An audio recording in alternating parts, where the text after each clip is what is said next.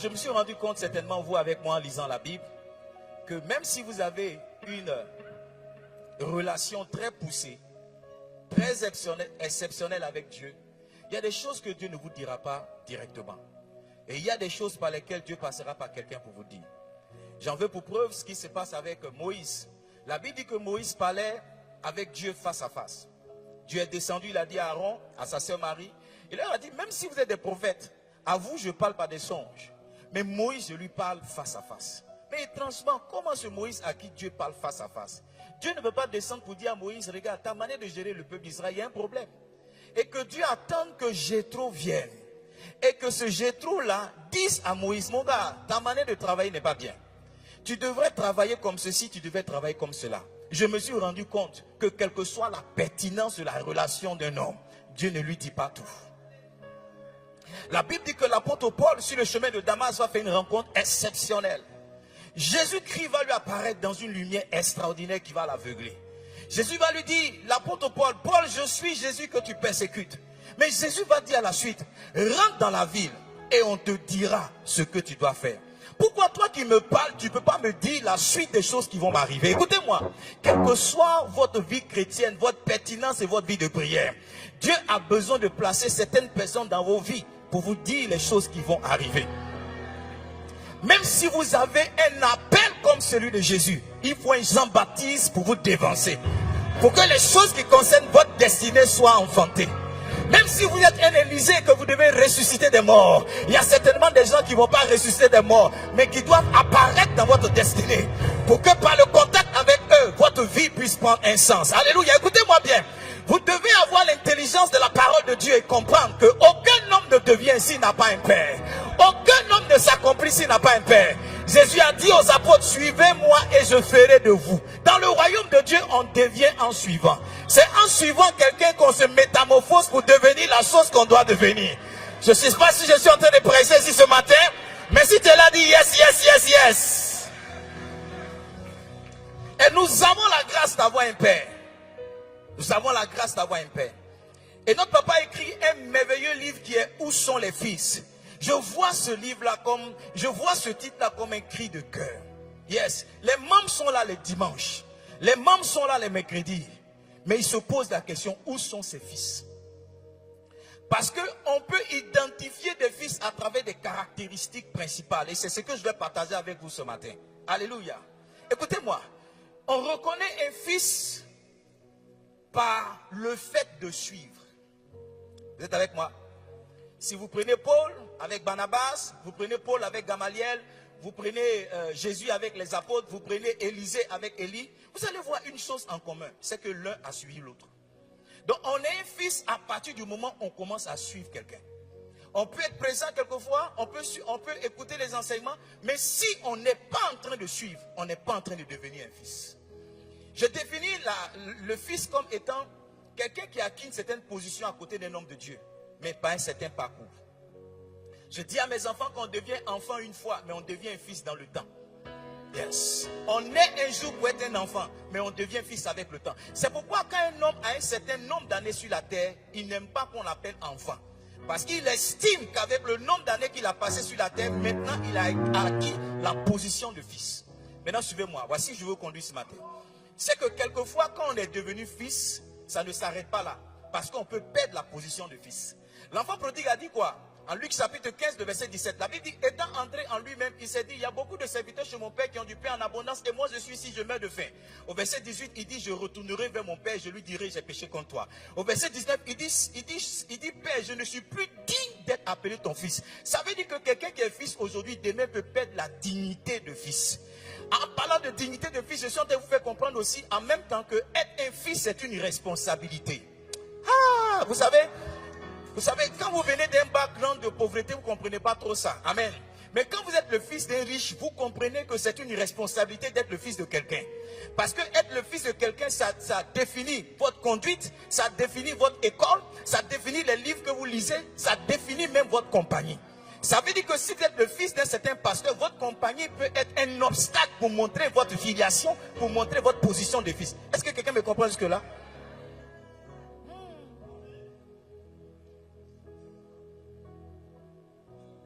Sois le vent dans ce voile.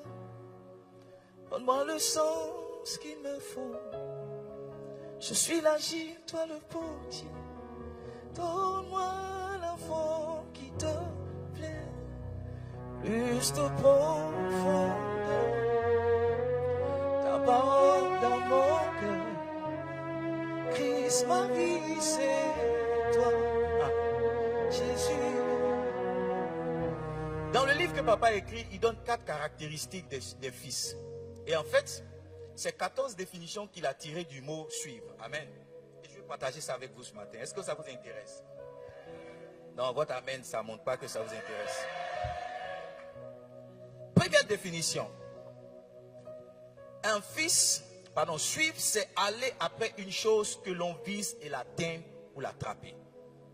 Quand vous suivez quelque chose, ça veut dire que vous avez identifié quelque chose, cette chose-là en face, que vous essayez d'attraper, vous essayez de prendre. Vous êtes d'accord avec moi? Amen. Ça veut dire que si le pasteur Charles est notre papa, il devrait avoir quelque chose en lui que nous essayons d'attraper, en lui quelque chose que nous essayons de prendre. Beaucoup de personnes veulent le numéro du téléphone du pasteur. Beaucoup veulent des selfies avec le pasteur. Mais je vais vous indiquer 3 choses essentielles que vous devez rechercher. 3 choses essentielles que vous devez attraper chez un pasteur. La première, c'est le cœur. Yeah. Quand vous avez le cœur de papa, vous ne forcez pas les choses. Quand vous avez le cœur de papa, il peut vous appeler pour vous dire que je vous aime. Vous savez, beaucoup sont dans l'église et quelquefois ils ne comprennent pas pourquoi certains ont telle position et d'autres ne l'ont pas. C'est dans l'effort de suivre que la position arrive. Alléluia. Il y a beaucoup de groupes dans nos églises. Il y a un groupe qui appelle certains autres les préférés des papas. C'est pas ça? Il y en a ici aussi, les préférés, ceux qui sont toujours là. Alléluia. Je vais vous montrer les clés pour devenir des préférés. Je vais vous montrer de quoi? Des clés pour devenir des préférés. Vous devez intentionnellement chercher le cœur de votre pasteur. Ça révèle 2 choses très importantes. La première, c'est essayer de vous faire aimer. La deuxième, c'est avoir le même type de cœur, le type de cœur qu'il a. Est-ce que vous me suivez? Donc, si c'est quelqu'un qui aime les âmes, vous devez vous battre pour aussi aimer les âmes. Amen. En plus de chercher à vous faire aimer, vous devez chercher aussi à avoir le type de cœur qu'il a. Ah. Je me suis rendu compte en tant que jeune que pratiquement les réponses de nos sœurs à la première tentative de se marier, c'est non. Amen. Quelqu'un a remarqué ça? Je ne sais pas si c'est un code ou bien c'est un nom de principe. Mais je me suis rendu compte que quelquefois, suivez-moi très bien, quelquefois la sœur peut ne pas t'aimer au départ. Amen. Amen. Mais si tu sais te faire aimer, tu peux gagner le cœur de la personne qui ne t'a pas aimé au départ. Yes. Chaque fois que je vais dans un mariage ou que j'officie un mariage, je suis intéressé par l'histoire qui a amené les gens à se marier. Et en général, quand la sœur parle, elle dit au début, je ne l'aimais pas. Au début, il ne m'intéressait pas. Non, sa taille ne m'a pas plu. Non, son background ne m'a pas plu. Mais on finit toujours par se retrouver au mariage. Pourquoi? Parce que le frère a su se faire comment? Aimer. Donc, quelqu'un qui sait se faire aimer va finir par avoir une bonne position à côté de son papa. Alléluia. Vous devez... Se faire aimer, c'est quoi? Se faire aimer, c'est très simple. Pour se faire aimer, c'est essayer de faire la chose que l'autre aime. Est-ce que vous êtes là? Donc, si la soeur, par exemple, aime le football et que toi, tu aimes le rugby, tu vas te battre pour aimer le football et l'inviter quelquefois à des matchs de football. Parce que si tu aimes ce qu'elle aime, elle finira par te donner son cœur. Je ne sais pas pour qui je suis en train de parler prophétiquement, mais je pense que je suis en train de donner des clés comme ça à un frère ici qui se demande comment il peut gagner le cœur d'une soeur. Ou bien je me suis trompé d'église. La deuxième chose que tu dois rechercher, attraper chez ton papa, c'est le manteau qui transporte. C'est l'onction qui transporte. Au premier culte, je dis ceci. Matthieu chapitre 5, verset 13. La Bible dit que vous êtes le sel de la terre. Et si le sel perd sa saveur, avec quoi la lui rendra-t-on? Elle ne sert plus à rien qu'être jetée dehors et être foulée aux pieds par les hommes. Le sel d'un homme de Dieu, c'est l'onction qui transporte.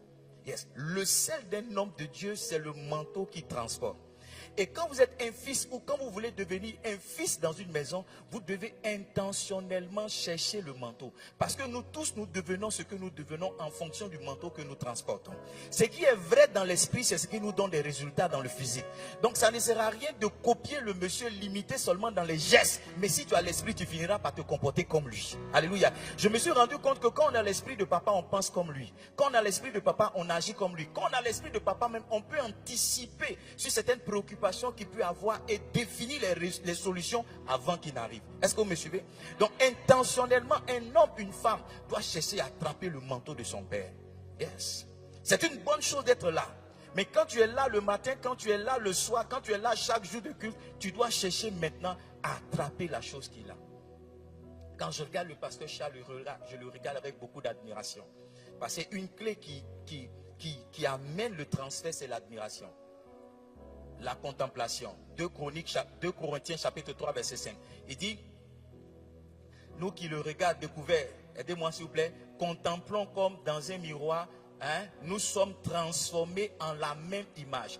Donc on est transformé en l'image de ce que l'on contemple. Maintenant la contemplation c'est quoi? La contemplation c'est pas seulement regarder, c'est regarder avec admiration. C'est regarder comment? Avec admiration. Contempler, c'est regarder avec admiration. Et chaque fois que tu regardes ton pasteur, chaque fois que tu contemples ton pasteur, c'est que Dieu fait avec lui, tu finis toujours par devenir et être ce qu'il est. La parole fait-elle du bien à quelqu'un? Qu'est-ce que tu dois rechercher? La première chose, elle dit quoi? Le cœur. La deuxième chose, elle dit quoi? Le manteau. Qu'est-ce que tu dois rechercher? Le cœur. Je dois chercher à me faire aimer. Je dois chercher à me faire aimer. Moi, je suis très intentionnel avec papa. Je suis très intentionnel. Je me renseigne, je cherche, je vois. Et quelquefois, quand je suis les cultes ici, je vois à peu près ce qu'il n'aime pas. Je dis ça, c'est les choses à ne pas faire. Ça, faut pas faire. Ça, faut pas faire. Ça, faut pas faire. Ça, faut pas faire. Ça rien de la liste. Et donc, j'essaie de faire le contraire. Je ne sais pas si tu comprends ce que je suis en train de dire. Pourquoi? Parce que je suis très intentionnel. La troisième chose qu'il faut rechercher chez papa, c'est le fardeau. Il n'y a rien qu'un homme de Dieu apprécie que d'avoir des fils qui le déchargent. Allô? Il n'y a rien qu'un homme de Dieu peut apprécier que d'avoir des fils qui le déchargent. Je pense que les pasteurs font partie du groupe de personnes dont les gens abusent au maximum. Je vous assure. Il y a des gens qui viennent avec la ruse pour essayer d'avoir l'argent du pasteur. Il y a des gens qui viennent avec des blessures émotionnelles pour essayer d'avoir l'attention du pasteur. Voyez-vous, mais il y a très peu de personnes qui se préoccupent de la vision et du fardeau que le pasteur a. Un jour, une de mes filles m'a appelé et dit, papa, je ne t'appelle pas pour un problème particulier, je veux juste savoir comment tu vas. Ça a été l'un des meilleurs appels que j'ai reçus depuis que je suis né. Parce qu'en général, quand on m'appelle, c'est papa, je suis dans tel problème. Quand on m'appelle, c'est papa, est-ce que tu peux me sauver de ceci? C'est papa que tout le monde est intéressé par prendre quelque chose avec le pasteur. Mais très peu de personnes sont intéressées par papa. Comment est-ce que je peux t'être utile? Comment est-ce que je peux t'aider dans ce que tu es en train de faire? Je vous assure, si vous commencez à vous intéresser au fardeau que votre papa a, Dieu va vous inspirer. Et vous allez voir, vous allez le décharger. Il va davantage. Et je suis sûr qu'il y a beaucoup de pasteurs qui meurent jeunes parce qu'il y a très peu de personnes qui les déchargent.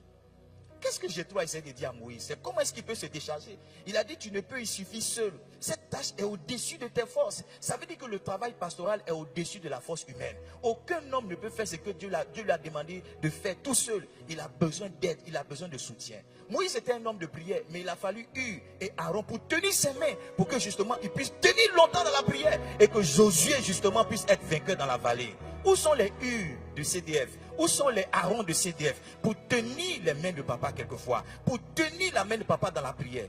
Où sont? Je prêche mal, on dirait.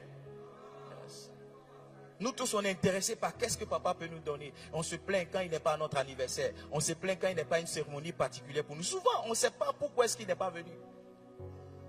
Depuis un mois, je cherche à dormir 6 heures. Hier, j'ai dit à ma femme, 6 heures. Je veux 6 heures d'affilée. Je veux 6 heures. Je veux pouvoir dormir de, je ne sais pas moi, de 6 heures à 18 heures. Je veux juste ça.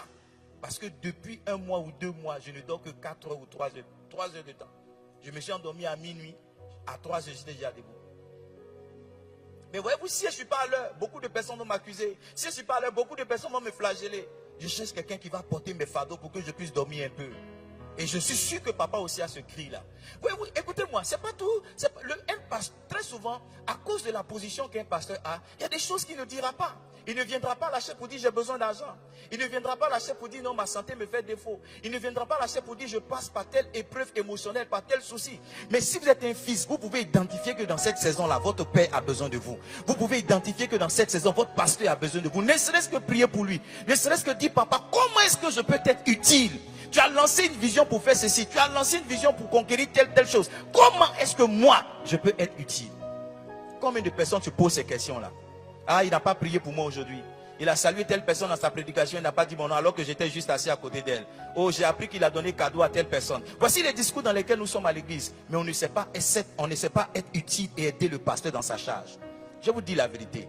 Ceux qui sont réellement bénis, ce n'est pas ceux qui prient beaucoup. C'est ceux qui savent servir leur Père. Alléluia. Ah, je peux vous dire la vérité.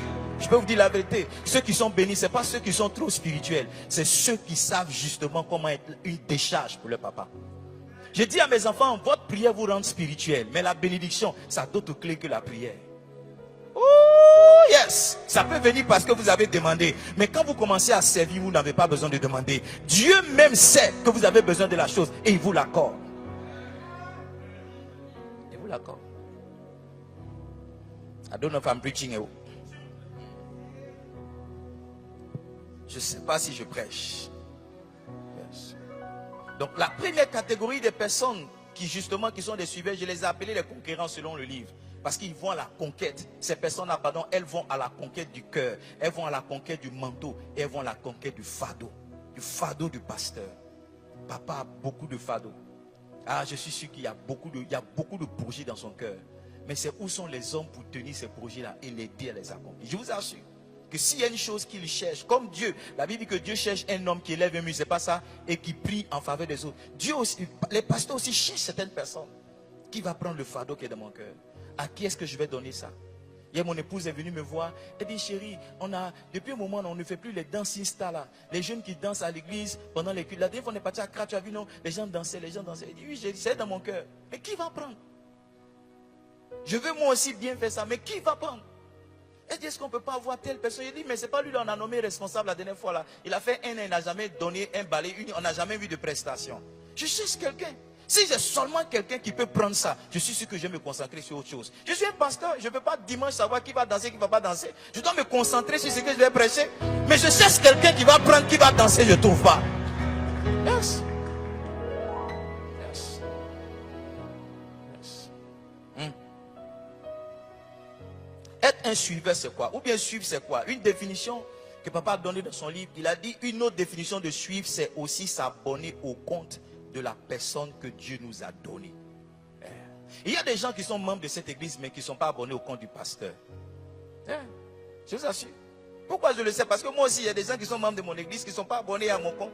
J'avais même une assistante. Chaque fois que je vois son nom, on dit, parce que quand tu n'es pas ami à quelqu'un, que très souvent vous avez beaucoup de personnes en contact, Facebook te propose la personne comme ami. Tu connais ça, non? Voilà, donc on dit cette personne, suggestion d'amitié. Toi, j'ai dit, mais celle-là, c'est ma fille, c'est mon assistante, même c'est l'une des personnes les plus proches. Comment est-ce qu'on n'est pas amis? Ce n'est pas au pasteur de prendre l'initiative de t'envoyer une demande. Tu vois, si tu aimes vraiment ton pasteur, que c'est ton pasteur, ça devait être un réflexe pour toi que de s'abonner à ses comptes. Yeah. Papa m'a appelé jeudi. Il dit, fils, bonjour, comment tu vas? J'ai dit, papa, tu es arrivé? Il a commencé à rire. Parce que je suis tellement ses réseaux que je peux savoir où il est. En ce qui concerne son activité ministérielle, je peux savoir où il est, avec qui et comment ça se passe. Je peux savoir, je suis tout le temps dessus. Je suis l'une des premières personnes qui réagit dès qu'il fait une vidéo. J'ai une alerte, j'ai mis alerte pour dire si c'est le monsieur là qui parle, alertez-moi. Beaucoup de personnes sont abonnées à des faux comptes qui ne leur apportent rien. On doit te supplier pour que tu partages la publication de ton pasteur. On doit te supplier pour que tu mettes un like. On doit te supplier pour que tu mettes un commentaire. On doit te supplier toi-même pour que tu ailles écouter ce que ton pasteur a dit. Je vous assure que si on écoutait ou on suivait les comptes de nos pasteurs, il y a des choses qu'on ne dirait pas à l'église. Une information passerait sur les comptes et tout le monde serait informé. Mais si on se trompe pour faire comme ça, certaines personnes viendront à l'église et diront, mais on n'est pas informé. On n'est pas informé, on n'est pas informé. Les gens sont informés pour tout et n'importe quoi. Mais pour les choses qui concernent leur destinée, on doit les encourager pour s'informer. Yeah. L'avantage d'être abonné au compte de ton pasteur, ça te permet de garder les yeux sur lui. Je me suis abonné au compte du pasteur de papa depuis janvier 2015. Et je l'ai suivi, j'ai même suivi en direct sur Facebook le jour où on faisait l'inauguration, la dédicace de cette salle. Yes, j'ai suivi ça. Je l'ai suivi pendant 2 ans. 2 ans, jusqu'à ce qu'en 2017, je décide d'apparaître maintenant pour être physique. Et je continue de le suivre. Suivre là, ça te permet de garder les yeux sur lui. Tu sais exactement ce qu'il dit dans chaque saison, ce qu'il fait. Tu ne perds rien de vue. Parce que tu sais, attraper l'onction là, il faut être très vigilant. Il faut être très vigilant. C'est la vigilance d'Élisée qui a fait qu'il a attrapé le manteau. Il a dit, je te suivrai partout, je ne te quitterai pas. C'est la vie. Il a dit, si tu peux me voir monter, en d'autres termes, si tu peux être vigilant pour ne pas manquer un épisode de ce qui va m'arriver, tu vas attraper l'onction. Imaginez un instant qui s'était, je ne sais pas moi, il avait mis les regards ailleurs. Au moment où il était en train de monter, il aurait absolument tout perdu. Mais c'est le focus, la concentration sur tous les mouvements de son pasteur. C'est ce qui a fait qu'il a attrapé l'onction. Moi, j'ai décidé d'être concentré. Oh, j'ai décidé d'être concentré. Décidé d'être concentré. Je vous fais une confidence. Je suis le premier culte avant de prêcher chez nous. Hein? Mon assistante est là. Oui, je sais ce qu'il dit au premier culte avant d'aller prêcher. Souvent, il y a addition sur mon message. Je prends un peu ici et puis j'additionne là-bas. Je ne veux rien manquer. Hein? Non, je suis sérieux. Je ne suis pas en train de vous dire, je suis sur l'autel de Dieu. Je ne suis pas en train de vous dire des choses pour vous flatter. Hein. Je suis le premier culte pour prêcher. Et parce que souvent, le premier culte, c'est l'entrée. Le deuxième culte, encore power. Donc, le deuxième culte, c'est lundi, je suis. Souvent, le troisième culte, c'est autre chose. Troisième culte, c'est lundi aussi, je suis. Je ne veux rien manquer. Tu ne peux pas dire que tu suis ton pasteur, tu ne connais même pas le nom. Souvent même, il y a des pirates. Parce que tu ne suis pas ton pasteur. Donc, quelqu'un prend le nom de ton pasteur, il met la photo dessus et puis il t'envoie une demande, tu acceptes. Tu ne sais même pas que c'est un pirate. Tu ne sais pas. Bref. Pourquoi est-ce que tu dois le suivre? Première chose, j'ai dit garder les yeux, ne rien perdre de son actualité. Deuxième chose, montrer ta filiation. Montrer quoi? Yes, montrer ton attachement. Troisième, faire la promotion des œuvres de ton père. L'aider à atteindre l'audience. Tu sais que sur les réseaux sociaux là, quand tu fais un commentaire, tous tes amis savent que tu as fait un commentaire quelque part, n'est-ce pas? Quand tu partages, tu rends aussi public ou bien tu permets à tes amis de voir ce que tu as vu. Si tu as vu une publication qui t'a béni, pourquoi est-ce que tu ne la partagerais pas? Si tu as vu une publication qui t'a béni, pourquoi est-ce que tu ne ferais pas un commentaire pour que les autres autour de toi sachent que tu as commenté quelque chose et puis eux aussi vont s'intéresser? Un monsieur est venu dans notre église et c'est une grande bénédiction pour nous. Voici ce qu'il a dit. Il dit, j'ai écouté le pasteur Ahin parce que j'ai vu un de mes élèves, justement de l'école, partager une de ses publications. Et j'ai tellement été béni parce qu'il a dit que j'ai décidé de venir dans cette église. Beaucoup de personnes rejoindraient cette église si tu partageais les publications de ton pasteur. Oui. Je te promets. Quand on regarde ton Facebook, il n'y a rien d'intéressant. Si tu n'es pas en train de danser, tu es en train de publier les trucs de politique, ou bien les trucs de ta région, les trucs même qui édifient là, on ne te voit pas en train de publier ça. Je ne sais pas à qui je parle ce matin, mais votre silence me montre que je suis en train de parler à la bonne personne. Yeah. Donc tu dois être un abonné. Dis à un voisin, sois un abonné. Si tu n'es pas un abonné, prends ton téléphone, je te donne 30 secondes. Va sur Facebook et puis abonne-toi au compte de ton pasteur. Il y a le compte TikTok. Amen.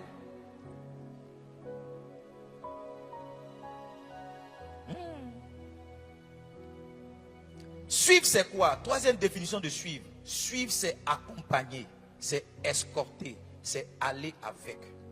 J'ai mis entre parenthèses les accompagnateurs. Amen. Suivre, c'est être un ropéro.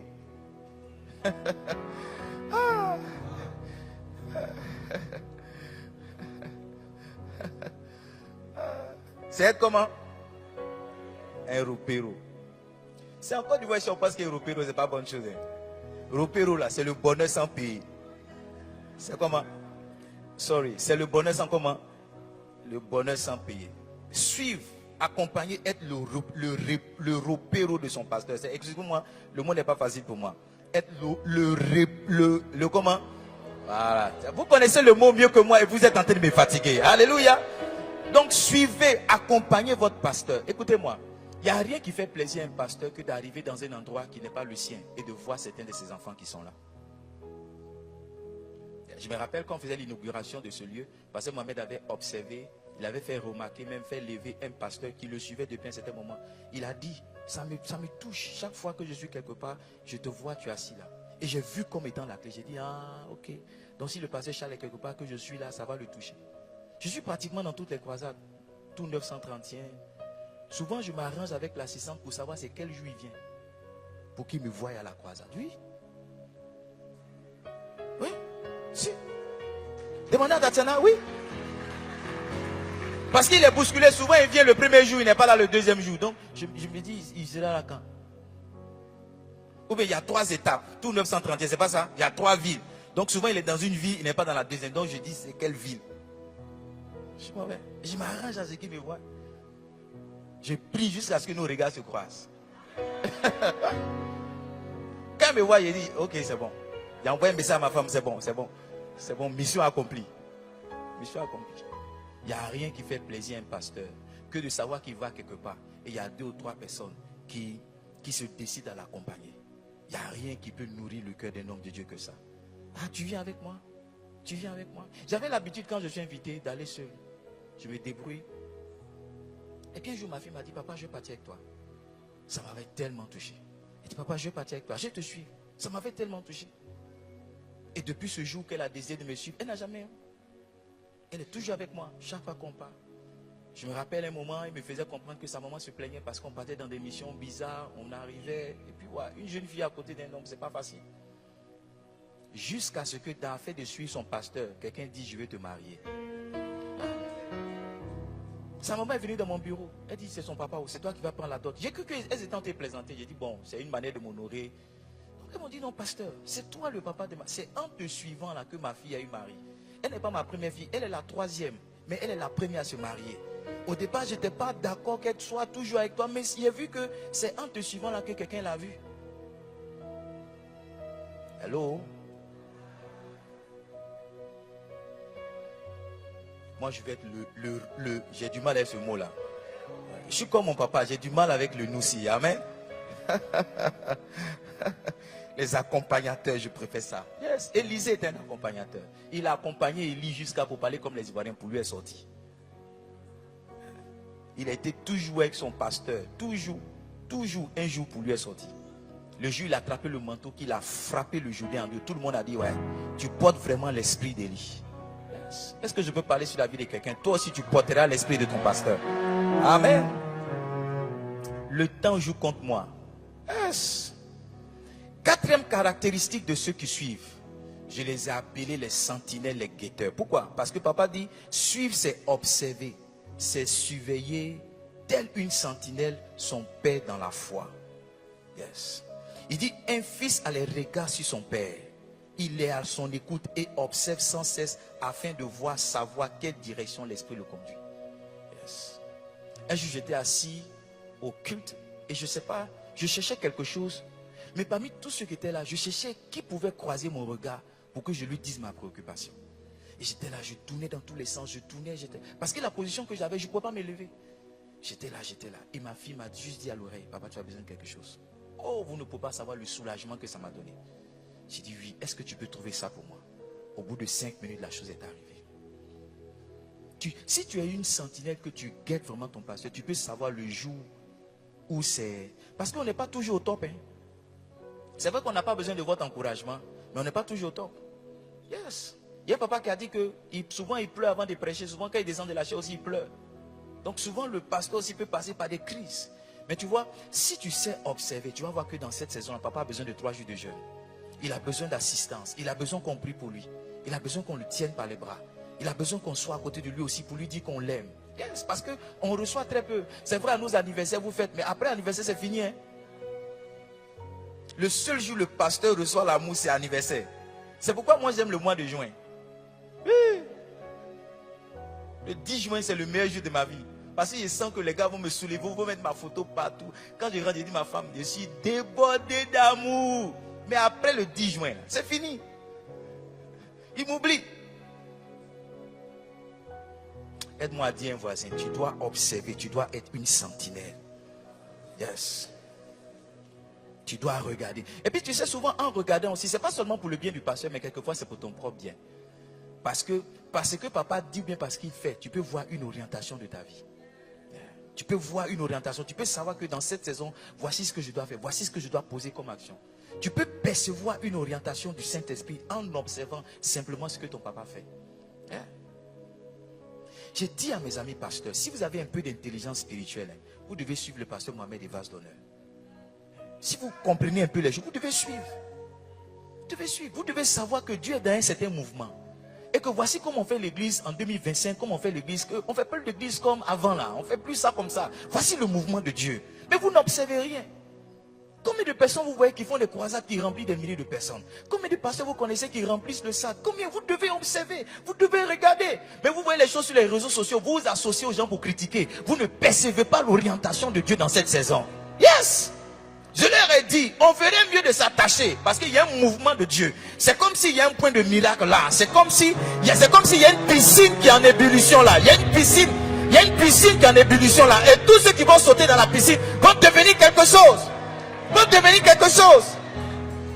de mes amis a vu mon visuel avec le pasteur Charles. Il m'a appelé, il dit félicitations, je suis béni pour toi, je suis content pour toi. Il dit mon frère, moi il n'ai pas fait d'effort. Je suis dans un mouvement. Où je suis là, c'est bon pour moi. Si tu es dans le mouvement, pour toi pas sortir. Écoutez-moi, il vous faut une certaine humilité pour suivre.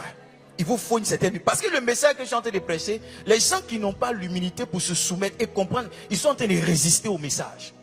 Dans la vie, tu ne peux pas raconter l'histoire de ton succès sans mentionner le nom de quelqu'un d'autre. Ça n'existe pas. C'est parce que Drogba a rencontré Mourinho qu'il est devenu Drogba. Dans le succès de quelqu'un, il y a toujours le nom de quelqu'un qu'on mentionne. Toujours. Nobody is self-made. Personne ne se fait lui-même. Personne. On est tous faits par les mains de quelqu'un. C'est quelqu'un qui nous prend, qui nous donne une certaine forme. Aujourd'hui, on peut recevoir la gloire, on peut recevoir les acclamations. Mais dans le secret, il y a des gens qui nous tiennent. Et il te faut l'humilité pour marcher comme un fils. Sinon, si tu penses que tu peux te réaliser seul, tu perds ton temps. Écoutez-moi, je suis en train de prêcher. Pourquoi? Parce qu'un homme a écrit un livre. Les gens m'ont dit, pasteur, tu prêches bien. Quel prêcher bien? Qu'est-ce que moi je sais? Je suis juste en train de lire quelque chose que quelqu'un a écrit. On va me donner la gloire de la prédication, mais dans le secret, je suis en train de partager l'effort que quelqu'un a fait dans le secret.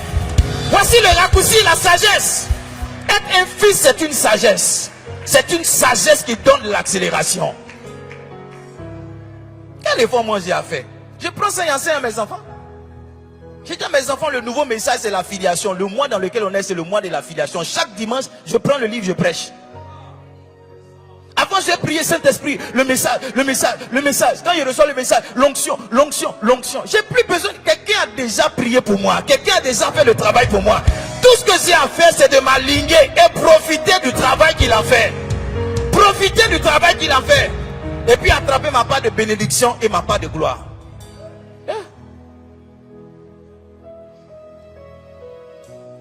Our time is gone. Yes. Suivre, cinquième caractéristique. Suivre, c'est aller. Papa a dit, c'est continuer d'aller dans une même direction.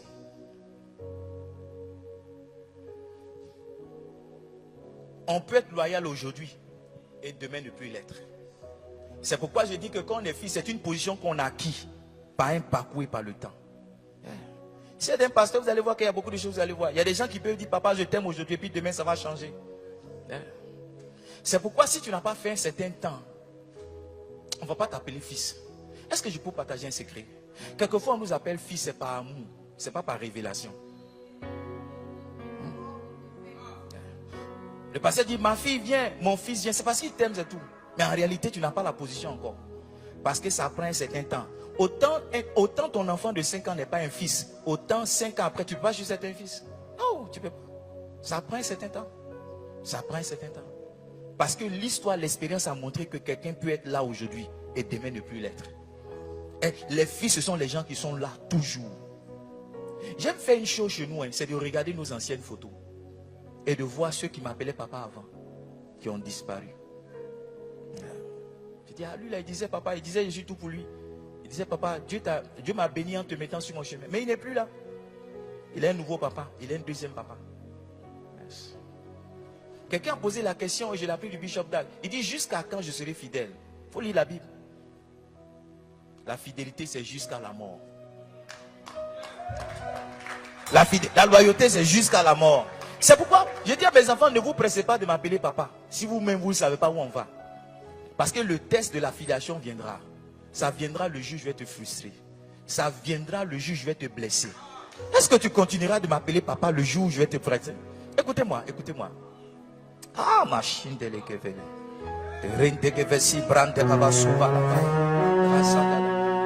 Mon papa n'est plus de ce monde. Mais je n'ai pas changé d'ethnie. Je n'ai pas changé de nom. Je demeure le fils de mon père et je le resterai jusqu'à ma mort. On accepte cette vérité dans le monde, mais on ne l'accepte pas dans la foi.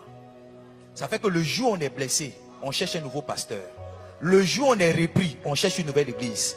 Il y a beaucoup de personnes qui passent d'église en église, de pasteur en pasteur. C'est les gens qui ne veulent pas changer de comportement. C'est les gens qui n'acceptent pas des reproches. J'ai dit, le vrai test de l'amour, c'est la frustration. 50 ans de mariage, c'est pas 50 ans d'eau paisible, on en a, on s'embrasse. Non, 50 ans de mariage, c'est 50 ans où on a eu des opportunités de se séparer, mais on est resté ensemble. On a eu des opportunités de divorcer, mais on est resté ensemble. Pourquoi? Suivre, c'est une décision. Aimer, c'est une décision. Ça peut commencer avec les sentiments, mais c'est une décision. Un jour dans ma folie, j'ai dit à ma femme, moi je vais te laisser la rire. Nous on a commencé à rire, dis-toi, tu as quelle force? Quitte là-bas. Là tu as le film des blancs là. J'ai dit, toi, tu me fatigues, je vais te laisser. Elle a commencé à rire, j'ai dit, tu ris pourquoi? Je suis sérieux. Elle dit, toi, tu as quelle force? Toi, tu as quelle force? Tu as quelle force? Mais tu vois, quand les gens vont nous voir sur les réseaux sociaux, ouh, Edmond, il est bien sa femme, ils se connaissent, et puis non, il est bien sa femme. Non, les opportunités de se séparer sont venues, mais on a décidé de faire chemin ensemble. C'est ça être loyal, c'est ça être fidèle. Je ne veux pas mourir après le fils d'un autre. Non, je veux le jour où je meurs, que j'ai la grâce même d'être enterré par mon père. Yes, qu'on rende le témoignage qu'il est venu à l'église en 1999 et qu'il est resté jusqu'au jour où il est mort. Qu'on rende le témoignage que dans cette église qu'il a été baptisé. C'est dans cette église qu'il est marié. C'est dans cette église que ses enfants ont été baptisés. C'est dans cette église que ses enfants se sont mariés. Aujourd'hui, la fidélité des hommes tient quelquefois à des conditions. Maintenant, il ne fait plus mon affaire. Ou bien il y en a qui estiment que maintenant ils sont devenus trop grands. Ils vont changer d'église. Ils vont changer de pasteur. Touche ton voisin, dis-lui, ton amour sera éprouvé. Dis-lui, ta loyauté sera éprouvée. Ta fidélité sera éprouvée. Hein? By the way, le châtiment est un langage d'amour. Ne vous limitez pas simplement à ce que Gary Chapman a dit. Hein. Quand on aime, on châtie. C'est dans votre Bible, mais ce n'est pas dans votre Bible. Quand on aime, on châtie. Le châtiment est une preuve d'amour. Si quelqu'un ne t'aime pas, il va fermer les yeux sur tes bêtises. Mais s'il parle et qu'il te reprend, c'est par amour qu'il le fait.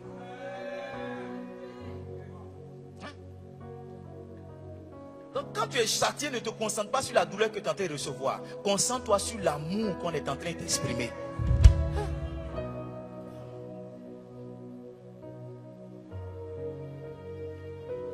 Est-ce que vous êtes ici?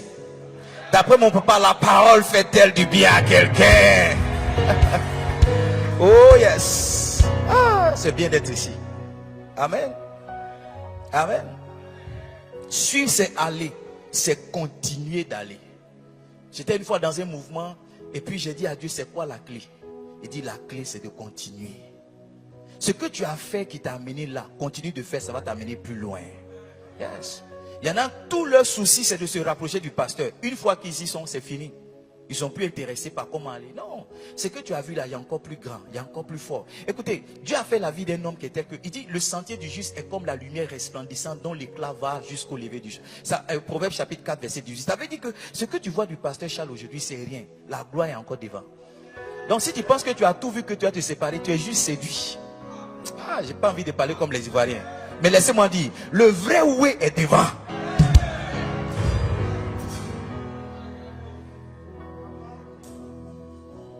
Pour ceux qui ont du parcours lui depuis un certain moment, vous allez remarquer qu'il y a une étape. Il y a une étape. Maintenant, il y a d'autres étapes dans lesquelles on est. Un fils, il est loyal jusqu'à la mort. Suivre, c'est quoi? Suivre, c'est aller dans la même direction. 6e caractéristique. Je ne fais que lire le livre, hein, parce que ce matin, au premier culte, je me suis rendu compte que beaucoup de personnes ont acheté le livre, mais ils n'ont pas lu. Donc, je suis venu lire pour toi. Allô? Ou bien je prêche mal? Je suis venu lire pour toi. Parce qu'il y a beaucoup de personnes qui achètent. Ils disent, ça c'est le livre de mon pasteur. Mon papa, il est que des livres encore. Mais ils n'ont pas encore ouvert. Encore ouvert. André, ils sont ouverts ici, là. Ils ne sont pas ici. Ils ne sont pas venus. Yes. Suivre, c'est aller dans une même direction que son père. Yes. Ça veut dire qu'un fils doit être capable de reproduire ce que son père fait. Lève la tête, regardez-moi. C'est dans la reproduction qu'on voit la filiation. C'est dans quoi? La reproduction qu'on voit la filiation. Tu sais qu'un enfant qui ne te ressemble pas, tu as la légitimité de douter.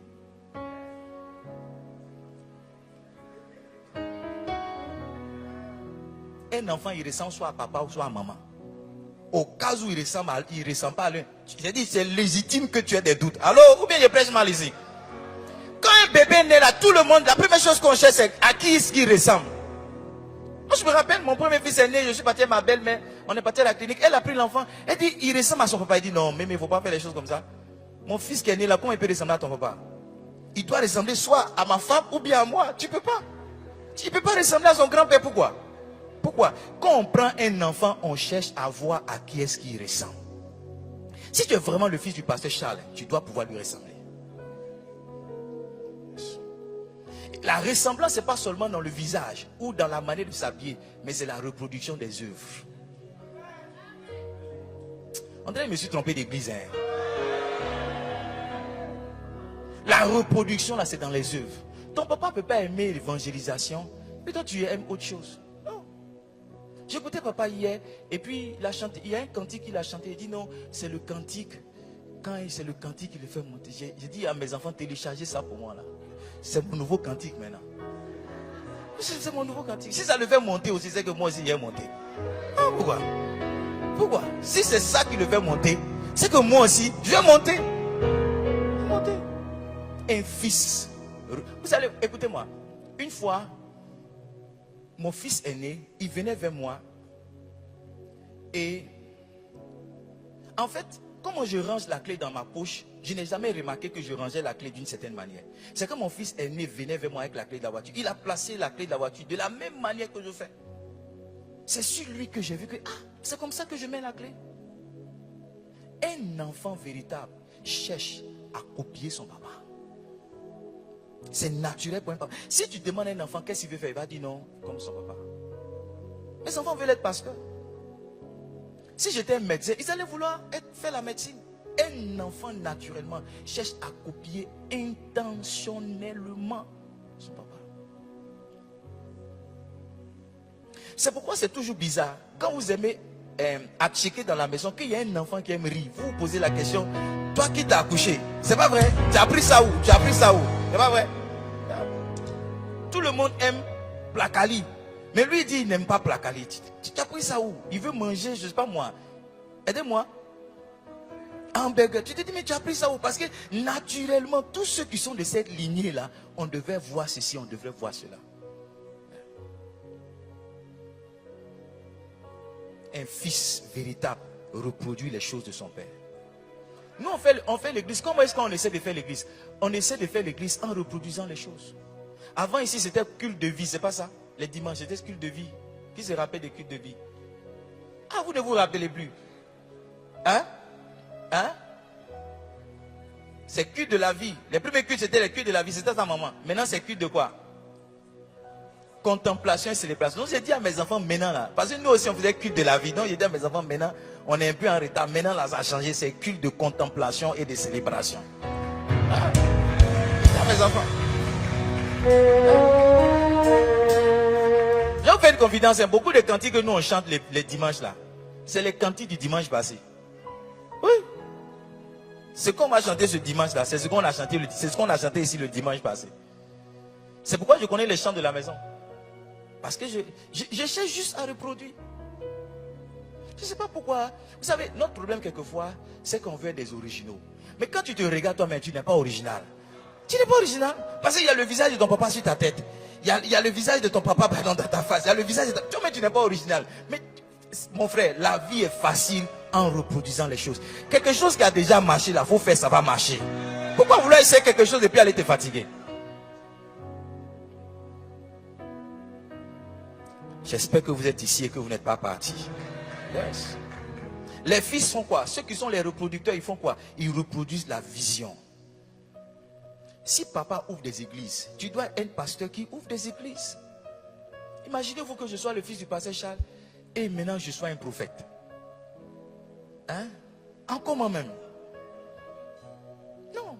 La vision aussi c'est l'expansion. Et ce qui est bien, c'est que mon papa, il est le responsable de l'expansion. Donc ça veut dire que la vision là, c'est d'ouvrir des églises. C'est d'ouvrir des églises. J'ai dit à mes enfants et mes assistants, j'ai dit, si tu as fait plus de 3 ans avec moi, que tu ne vas pas ouvrir une église, je te chasse. Oui. Ça veut dire que tu es là, tu me fatigues. Après un certain temps, tu dois aller ouvrir une église. Chaque dimanche, on fait déclaration de foi. Et dans notre déclaration de foi, il y a une partie, on dit, je suis un implantateur d'église. J'ouvre des églises à la gloire du Seigneur Jésus. Et tout le monde répète ça. Donc si tu es avec nous à Dabou, le jour où on t'a affecté quelque part, écoute-moi, Dieu ne t'a pas béni simplement pour changer de ville. Dieu t'a envoyé en mission pour ouvrir une église. Donc je suis dans ton corps. J'ai vu ça où je suis juste en train de reproduire. André, mon message, cette partie-là, ça ne vous plaît pas. Écoutez-moi, un fils qui reproduit, c'est un fils qu'on peut envoyer. Je me suis rendu compte, levez la tête, regardez-moi, je me suis rendu compte qu'au moment où un pasteur doit passer à l'expansion, ce qui lui manque vraiment, c'est les gens qu'il peut envoyer. Beaucoup préfèrent donner leur argent et envoyer quelqu'un d'autre. C'est pas ça? Seigneur, envoie mon frère, envoie ma soeur. Celle-là, elle n'a rien à faire, elle n'a pas de travail, elle n'est pas mariée, envoie-la. Moi, j'ai déjà commencé un projet immobilier. Si on m'envoie, comment est-ce que je vais devenir? Qu'est-ce qu'on a fait? L'apôtre Paul a dit en 1 Corinthiens chapitre 4 verset 17. Il dit, je vous ai envoyé mon fils Timothée. Je vous ai envoyé mon fils Timothée, mon fils bien-aimé et fidèle. Mon fils bien-aimé. Un fils, c'est quelqu'un qu'on peut envoyer. Si on ne peut pas t'envoyer, c'est que tu n'es pas encore fils. Tu n'as pas remarqué qu'à la maison des enfants, quelle que soit la fatigue, tu les envoies, ils vont partir. Ils vont où? Ils vont partir. Ils vont partir. Une chose que ma femme ne comprend pas, je dis à ma femme, quand les enfants dorment, il ne faut pas les réveiller pour faire une course. Elle dit, mais pourquoi? Pourquoi? Tu sais combien de fois nous aussi on nous a réveillés? Tu sais combien de fois? Parce que c'est comme si dans son esprit, un fils là, il est là pour être envoyé. Tous ceux qui ont été envoyés sauvagement, quelquefois ils se vengent sur les enfants. Est-ce qu'il y a des enfants ici? Il y a des enfants ici, on se venge sur toi, à la maison. Tu finis de payer Bissap, on te dit va payer Nyamakou. Tu envoies le Nyamakou, on dit non, Nyamakou que tu as payé, c'est pas ça, retourne. Qui est ici qui a souffert comme ça?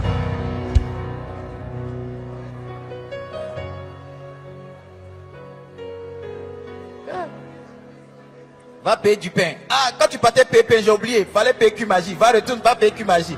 Tu viens Q-Magie. J'ai dit tablette. Pourquoi tu as envoyé Magie Poulet? Qui utilise Magie Poulet ici? Retourne, va changer tablette. Tablette, c'est pas Magie Poulet. Un fils, c'est quelqu'un qu'on peut envoyer.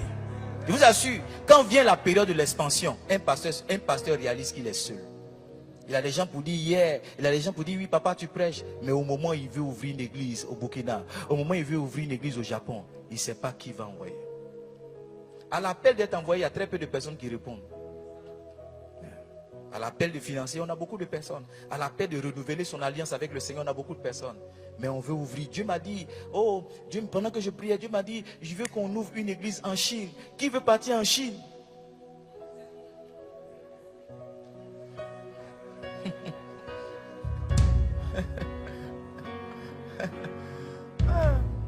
Oh, Dieu m'a dit, il veut qu'on ouvre une église à Benta. Tu connais Benta? Benta. Benta, c'est le dernier village ivoirien qu'on trouve avant de rentrer au Libéria. Benta. Il n'y a rien là-bas. Je suis allé, je connais. Il n'y a rien là-bas. Le Seigneur m'a dit, je veux voir une église à Benta. Je sais à la Benta, il y avait une bonne mosquée. Une mosquée bâtie en bien. Mais l'église que j'ai vue là, c'était une église avec des pailles. Touche un voisin, dis-lui, qu'est-ce que ça fait si tu vas à Benta? Qu'est-ce qu'il t'a répondu?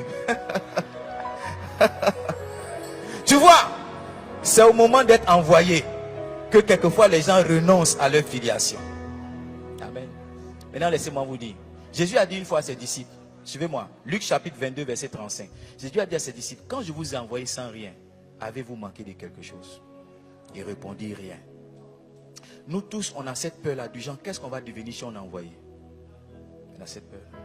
Qu'est-ce que ma vie sera si le pasteur m'envoie? Mais je peux vous dire par expérience, pour ce que Dieu a fait de moi, que la vie d'un homme est nettement meilleure. Nettement, au-delà de ce qu'il peut penser, au-delà de ce qu'il peut imaginer. Parce que Dieu n'enverra jamais quelque part là où sa grâce n'a pas été préparée pour la personne. Jamais! Jamais. Quand on accepte d'être envoyé, le regret quelquefois qu'on exprime, c'est Seigneur, pourquoi tu ne m'as pas convaincu plus tôt? Je priais, Dieu m'a dit, tout ce qu'il a prévu pour un homme est dans le chemin de l'envoi. S'il peut suivre seulement le parcours, il verra le mariage, il verra la promotion, il verra toutes choses. By the way, ce que vous laissez pour le Seigneur, vous l'obtenez 100 fois plus quand vous décidez de marcher par obéissance.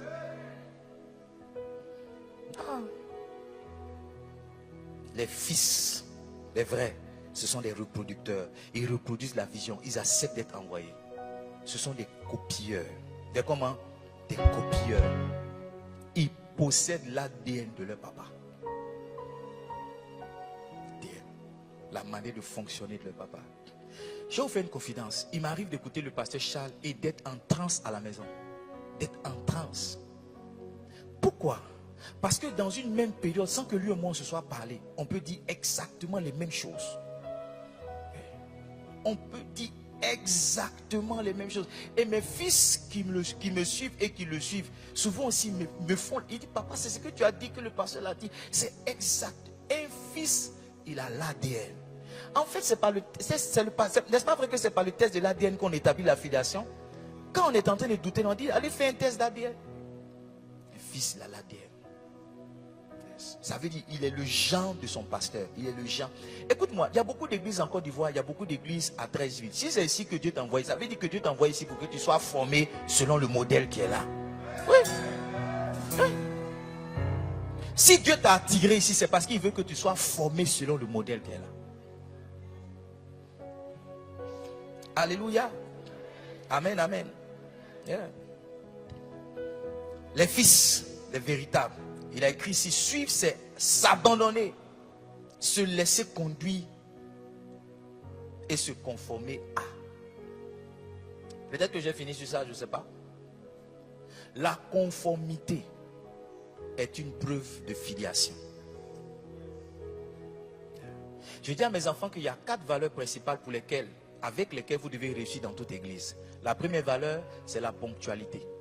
Et je suis béni parce que je suis dans une bonne église où on est vraiment ponctuel, on marche avec le temps.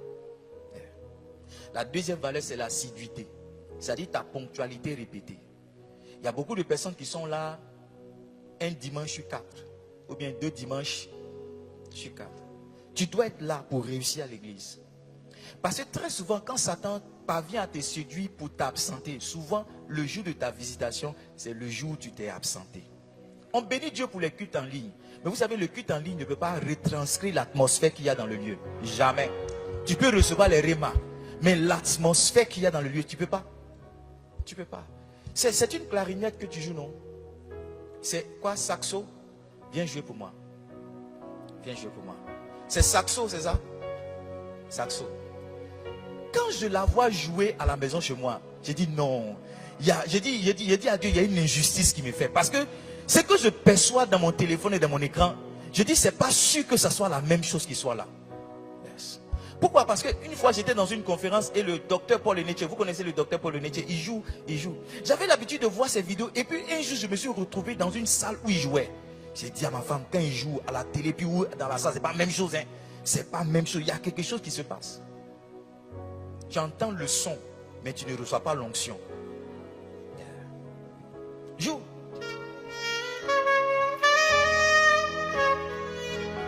Attends, je vais te faire une confidence. Quand les gens m'ont mis dans le bureau là-bas, j'ai dit, les gars m'ont fait une injustice. Hein. Le son est en train de passer. Ils m'ont fermé dans le bureau là-bas. Je peux venir m'asseoir ici pour que ce qu'elle joue là, ça puisse pénétrer mon cœur. Parce que là-bas, le son est ferme. Si.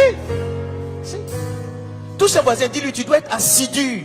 Chaque dimanche, tu dois être là. On ne doit pas t'encourager. Tu vois, si on t'encourage pour que tu viennes à l'église le dimanche, tu es perdu. Tu es perdu.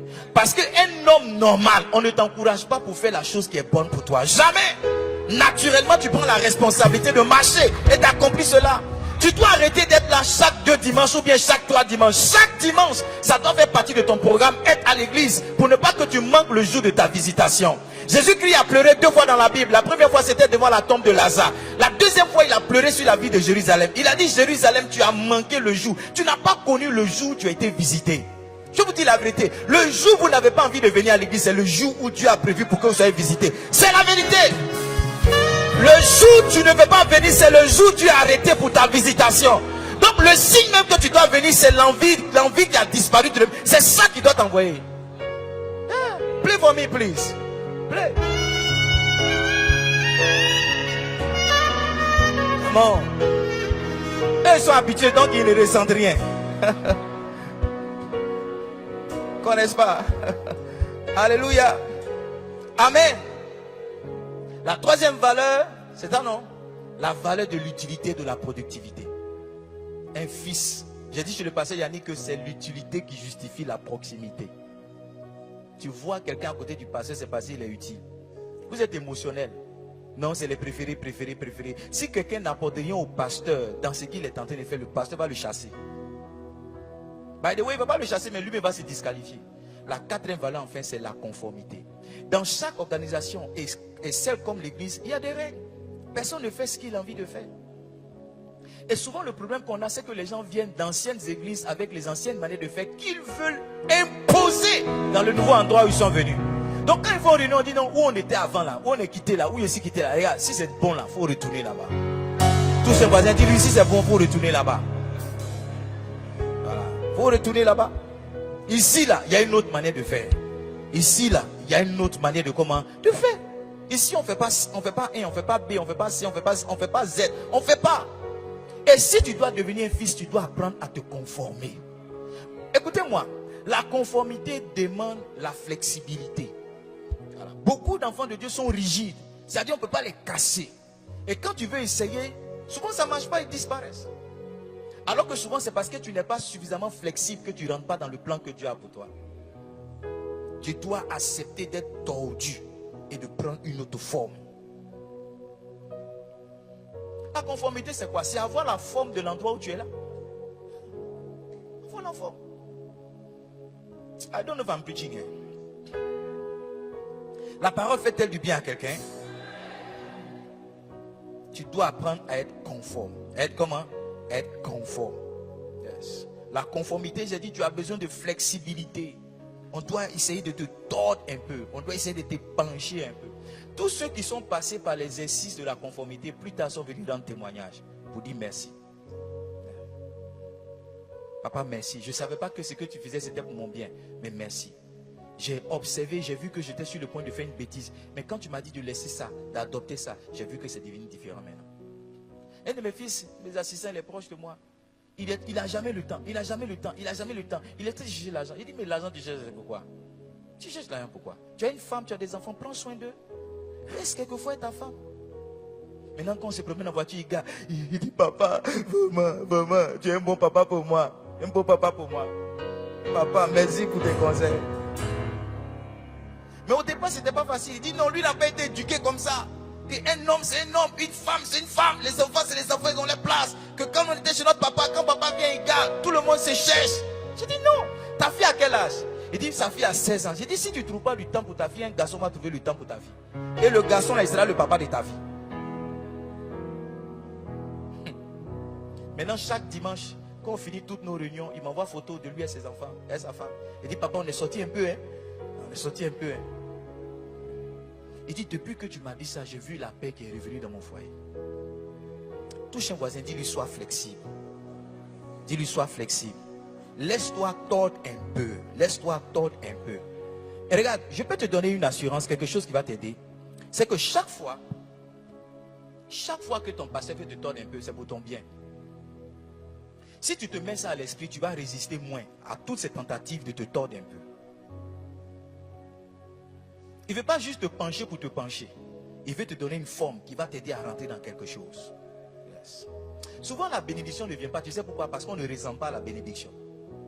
On n'a pas la forme de la bénédiction. J'ai dit à mes enfants, vous êtes à Abidjan, pour vous c'est facile. Mais chez nous à Dabou, on a des jeunes filles qui se promènent en pagne avec bras minces. Tu connais ça, non? Donc j'ai dit à mes filles là, le garçon qui doit te marier là, il a vu ton visage en songe. Mais ce n'est pas bras mince à porter. Donc si tu te promènes en bras mince avec paille là, c'est toi. Mais quand il voit, il doute. Parce que la forme c'est ça, mais le visage c'est pas trop ça. La forme c'est ça, mais le vêtement n'est pas ça. Je leur dis que si vous ne rentrez pas dans la forme de votre bénédiction, quand la bénédiction va venir, elle va vous dépasser. Parce que la bénédiction, elle est programmée pour reconnaître quelqu'un. Donc quand la bénédiction vient, elle dit non, la bénédiction dit non, elle devait porter paille, elle devait porter robe, elle a porté paille, c'est pas elle. Alors que c'est toi, mais tu n'es pas dans le bon vêtement, tu n'es pas dans la bonne forme. Je me suis rendu compte dans mon expérience de pasteur que quelquefois même j'ai dit à mes enfants de faire certaines choses. Je ne savais même pas moi-même où ça les amenait. Mais parce que conduit par le Saint-Esprit, on a fini toujours par atterrir quelque part. Souvent le pasteur vient, il fait certaines remarques, il fait certains reproches. C'est pas parce qu'il veut rabaisser quelqu'un ou bien blesser quelqu'un, mais c'est parce que Dieu est en train de l'utiliser pour donner une forme à quelqu'un, pour que justement cette personne puisse rentrer au contact de la bénédiction qui va reconnaître sa forme.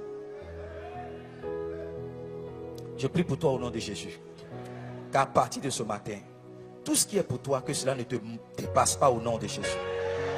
Je vais peut-être finir avec ça. Suivre, c'est venir après, être après, par rapport au temps, au lieu, à la situation et au rang. Surtout au rang. Pour dire quoi? Pour dire que les vrais fils sont soumis. Les vrais fils sont comment? Soumis. Yes. J'ai dit à mes enfants que l'appel de fils, être fils, ça révèle 3 appels très importants. Le premier appel, c'est l'appel justement de la soumission. Quand tu deviens un fils, tu dois accepter qu'il y a quelqu'un au-dessus de toi comme autorité. Donc tu ne décides pas de toi-même. Ou tu as quelqu'un à qui tu dois rendre compte. Yes. Être fils, ça connote l'appel aussi de la filiation, c'est-à-dire s'attacher à quelqu'un avec qui tu vas continuer ou bien tu vas commencer à faire un chemin. Amen. Mais être un fils aussi, c'est un appel à la croissance spirituelle. Parce qu'on est un enfant quand on est bébé, mais on est un fils quand on a un certain âge. Donc quand on vous demande de devenir fils, on est en train de vous demander aussi de sortir d'un certain état d'enfance et maintenant d'acquérir un état d'homme et de femme spirituel. Les vrais fils sont soumis. Ce que tu as décidé, le jour ton pasteur te dit autre. C'est ce qu'il a dit, c'est ce qui va rester. C'est ce qui va rester. Dieu m'a fait la grâce, j'ai écrit des livres. J'écris des livres. Et je voulais que papa valide les livres avant que je les imprime. Ça a pris 1 an. J'aurais pu dire, c'est moi qui ai écrit. Comme c'est pas moi qui ai écrit. Valider ou pas valider, ça a pris 1 an. Le 24 décembre de l'année dernière, il a regardé, il dit c'est bon, tu peux imprimer. Maintenant, on a fini d'imprimer, les stocks sont là. On veut maintenant faire la dédicace pour lancer les livres. Ça fait des mois. On va attendre le temps qu'on doit attendre. On est présent, Maou. On attend. C'est ça la soumission. Et très souvent, le pasteur, pas de façon intentionnelle, mais Dieu programme les événements de telle sorte que tu dois attendre pour avoir une certaine validation. C'est là que tu vas montrer que tu es soumis, mais tu n'es pas soumis. Parce que pour beaucoup, quand ça dure, non, je vais trouver le moyen de faire sans lui. Je vais trouver le moyen de le surpasser et faire. C'est une séduction, c'est un piège, c'est un test auquel Dieu est en train de te soumettre. Tu n'es pas en train de passer ce test. Vous êtes silencieux, hein? Beaucoup d'entre vous, le Saint-Esprit est en train de vous parler. Parce que non, papa n'a pas le temps pour moi, papa a le temps pour moi, tu cherches un autre papa. Papa n'a pas le temps pour moi, papa le temps. Il y a un de mes amis pasteurs, il a quitté son papa. J'ai dit pourquoi tu es parti? Il dit non, chaque fois quand je dois le voir mon papa, il me fait passer au secrétariat. Moi je suis un fils, il me fait passer au secrétariat, j'appelle, j'ai dit toi tu es un gaou, hein. Toi tu sais combien de fois on a eu rendez-vous et puis on n'a pas pu voir papa. Mais on est resté. Tu sais combien de fois? Combien de fois? Une fois j'avais rendez-vous avec papa, je suis venu. Mon transport même n'était pas, à l'époque c'était un peu difficile. Mon transport même était limité. Je suis arrivé à Djamé, je devais prendre un Warren pour me retrouver à Trècheville. Et quand j'ai vu le timing, j'ai dit non, il faut que je parte en taxi. Parce que tu ne peux pas être en retard au rendez-vous de ton papa. Je suis venu en taxi. Je frappe. La secrétaire est en train de me voir. Elle dit, qu'est-ce que tu fais là? J'ai dit non, j'ai rendez-vous avec lui. Elle dit, il ne sera pas là. Hein. J'ai dit, ah bon? Et elle a pris son téléphone, elle a parlé. Oui. Elle dit, bon, il ne pourra pas être là, il ne pourra pas être là. Quand je descendais les marches, j'avais le sourire. Et j'ai dit à Dieu, j'ai remporté le test. J'ai dit à Dieu, j'ai remporté. J'ai commencé à sourire parce que j'ai vu que une porte large allait s'ouvrir pour moi. Si j'avais dit, mais il a foutaise, il me donne rendez-vous, il ne vient pas, il sait d'où je suis quitté, il sait quel argent j'ai dépensé. Si j'avais dit ça, j'allais me fermer les portes. Définitivement, j'ai vu ça comme étant un test. Beaucoup d'enfants de Dieu ne savent pas se soumettre. Quand la zone ne les arrange pas, c'est fini. L'homme de Dieu n'est plus l'homme de Dieu. Le papa n'est plus le papa. Ils cherchent maintenant une nouvelle autorité sur laquelle ils vont se mettre. Voici comment beaucoup de personnes amassent les malédictions et finissent mal. Finissent mal. La soumission, c'est un test de la filiation. Quelle que soit la colère ou la... Ma femme a à peine 1m50. Ma femme, elle n'est pas grande. Elle a à peine 1m50. Il ne faut pas lui dire que je dis ça ici. Amen. Elle a à peine 1m50. Mais mon premier garçon, il a 1m60 et quelques. Il a la même taille que moi. Elle dit, hey, passe ici, passe ici. Souvent, il faut ma femme crier sur mon fils. Elle dit, hey, dans mon cœur, il dit, vous faites doucement. Le gars est plus grand que toi. Elle dit, passe ici. Elle dit, rentre ici. Toi, lave les habits. Et je vois mon fils là, il a sa taille. Mais tu vois, il redevient petit comme ça. Parce que, tu vois, il est soumis. Quand tu es petit, tu le restes. Quand tu es un enfant, tu le restes. Quand tu es un fils, tu le restes.